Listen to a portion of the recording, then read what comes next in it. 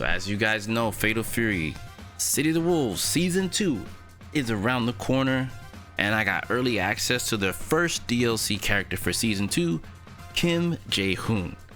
As you guys know, his brother is in the game, Kim Dong-hwan, you know, the flashy genius, but Jae Hoon brings a whole new flavor to the Kim Taekwondo style, and he's essentially seen as the true successor to the Kim Kap-hwan legacy. My man Jae Hoon is here. It is about time. I've been waiting for this character.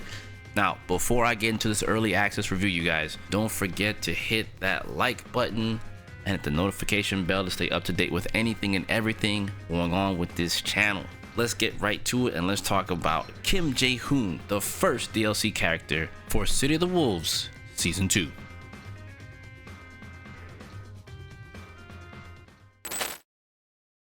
So for those of you who don't know about Jae Hoon, allow me to quickly catch you guys up to speed. So to understand Jae Hoon, you have to first look at his pops, the legendary Taekwondo master himself, Kim Kap-hwan. While his father is the global icon of justice, Jae Hoon decided at an early age that he would take his dad's mission to heart and follow the path of justice. Jae Hoon is all about perfecting the Kim style Taekwondo and continuing his father's legacy. Jae Hoon is the rising phoenix of the Kim family legacy. Alright, so now that we got that out of the way and you're all caught up, let's get into Jae Hoon's visuals. So aesthetically, I gotta be honest, my first impression is Jae Hoon looks absolutely sweet in this game. Super incredible. Really happy with the job that SNK put on here for his 3D model. And at the same time, they kind of dialed it up on the feeling of Jae being the spiritual successor of his father. And yes, that also includes the baggy pants. It's a standard in the Kim family. With that being said, Jae Hoon definitely still gives off that justice vibe from his dad as well, and he brings his own flair to it, which makes him really stand out against his brother Dong-hwan. And of course, brand new character also brings a brand new stage. Jae Hoon comes with a whole new stage into City of the Wolves, and if you're a longtime fan of the Fatal Fury series, you'll be pleasantly surprised as this actually is Kim's stage from Fatal Fury Real Bout 2. The stage, in my honest opinion, has transitioned greatly into City of the Wolves and has taken the title of #1 stage for me personally in this game. No, really, truly, you guys, like SNK did a great job on this one, so kudos to the dev team. I really love the stage. The lighting and everything is just chef's kiss. So if you're a fan of technical precision characters, then I would say Jae Hoon is probably gonna feel like right in your hand, you know?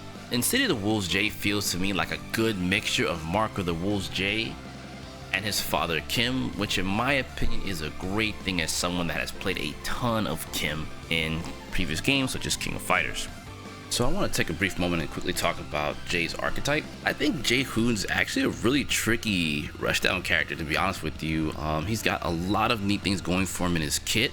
Movement wise, Jae is a dash character, and his dash is actually pretty quick to get in and get the party started, but his chain dashes maybe not so much, right? It's kind of slow in terms of wave dash, but generally speaking, Jae can still get to you, right? His walk speed, on the other hand, is pretty solid going forward and backwards, so I feel like it's a bit similar to Dong-hwan. Maybe a little bit slower, a little bit faster, give or take, but generally speaking, he can still shimmy you just fine with his walk speed and his dash speed, so we'll be cooking just fine there. And also here, a part of his stats, I definitely want to quickly talk about his SPG placement. So I found personally that middle and end were more preferred from what I tested. It's simply due to Jae's combo potential actually increases with the lower cost on the rev moves. So I think point SPG may just be matchup specific, but overall I think middle and end will end up being pretty much his standard. I noticed this was kind of something with the later DLC characters of Season 1 where it felt like kind of middle and end SPG felt to me personally a bit more prominent as choices. And I think with the changes currently to the SPG placements in the game, I think this will really help make Jae Hoon just that much more threatening with middle and end SPG placements. And really quickly, I want to take a quick glance at Jae Hoon's normals. As I mentioned before, Jae Hoon takes a lot from his previous iteration, but feels a lot more like his father in this game, in my complete honest opinion. So first off, we have his Far A, which is also super cancelable. Really neat move here for quick poking in neutral and for quick confirms.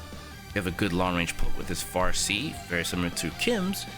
The difference here lies in that Jae Hoon can actually super cancel this move, making it a really good whiff punishing move into super for whiff punishes while playing neutral. Then there's Far D. Now this is the Kim classic, and it's just as potent as it is for Kim as it is for Jae Hoon. This move also does have a neat caveat to it that even I'm so shocked that SNK gave this to him, and it is that both hits of Far D are super cancelable. Yes, you heard right, both hits are super cancelable. Additionally, it does go over lows, and the second hit of the Far D is actually +2 on block, allowing you to start up pressure with this move. Yeah, get used to it, this button's pretty dang good. Alright, so next we're going to get into Jae Hoon's special moves. So let's get right to it, right? First special move on Jae Hoon's list is Hangetsuzan. This is your flip kick that you'll be using a lot in your confirms. Next up is Hoten Kick. This move essentially is a hop kick. It does go over low attacks and some jabs, and it's pretty solid for setting people up who like to press a lot. In addition to that, it's also break cancelable, which means you can get into some real tricky offense while playing Jae Hoon. Next up is Ryusei Raku. This move is a low into an overhead kick, and again, another one of the moves you'll be using a lot in your confirms, especially with the light attacks.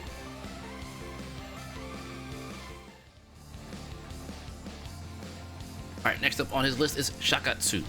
This special move is actually very good for his combos.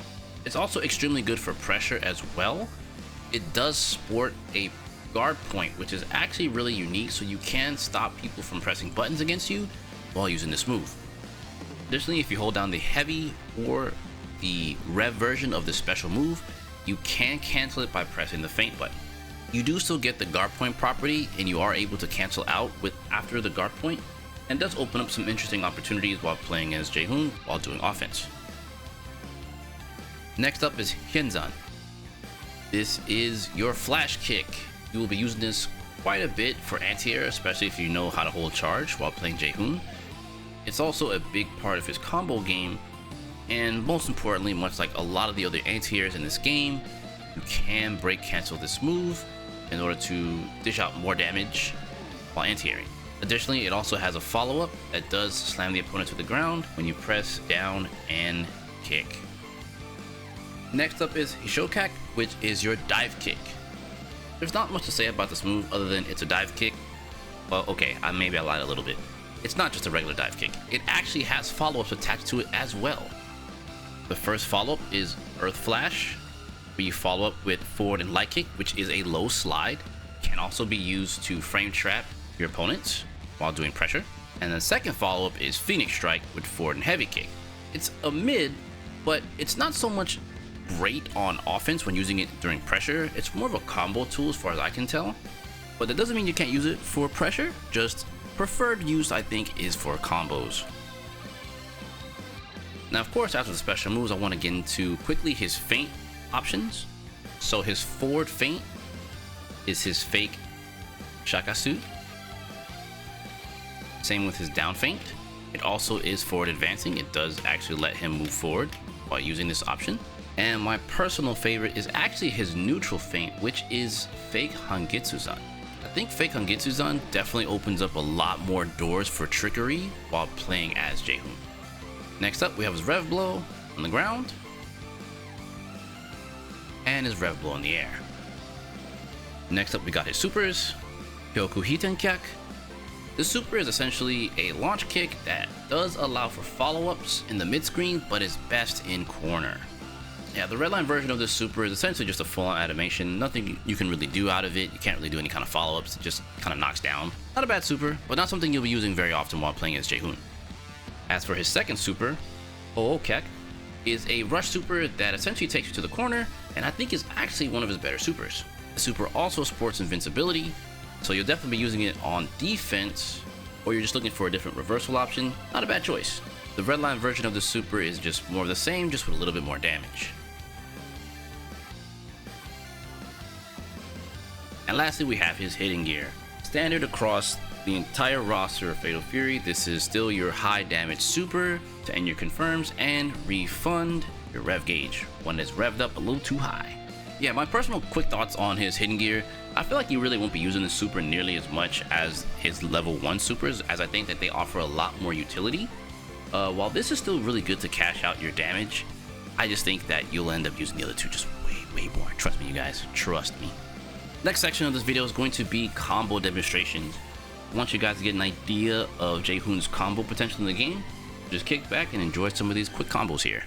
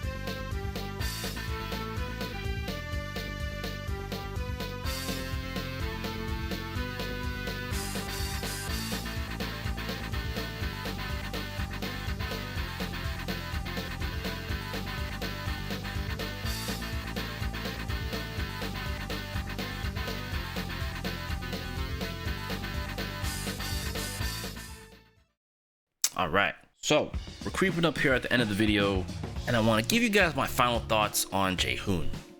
I feel like he's just something else. Like, he's pretty unique for this game. Like, it wasn't what I was expecting, and I was very much so pleasantly surprised, like messing with him, trying out his combos, and just seeing what he had to offer.